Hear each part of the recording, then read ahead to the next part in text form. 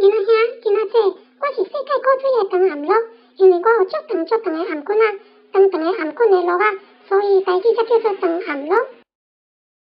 爱会记住咯，頷棍的頷，连到尾啊，喙就爱合起来哦。頷，长頷鹿。我叫做长頷鹿，但是嘛会使叫做麒麟鹿。本来麒麟是中国古早的神话咧传说的一种仁慈的神兽，也就是仁慈佮神圣的野兽。古册讲，麒麟的头亲像龙头，身躯像马，动作像鹿仔，尾溜敢若牛尾。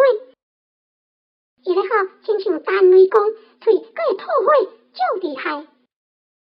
相传，敢若伫国家太平，也是有圣人出世的时，麒麟才会出现。安尼，照讲，阮长頷鹿是生活伫非洲活跳跳的动物，甲中国的麒麟根本无二代。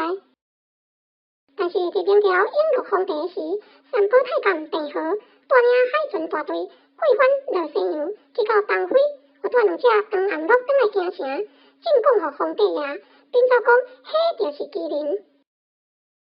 永乐皇帝听了，欢喜到袂固执，伊打算家己治理的国家风调雨顺，国泰民安，所以才会得到麒麟。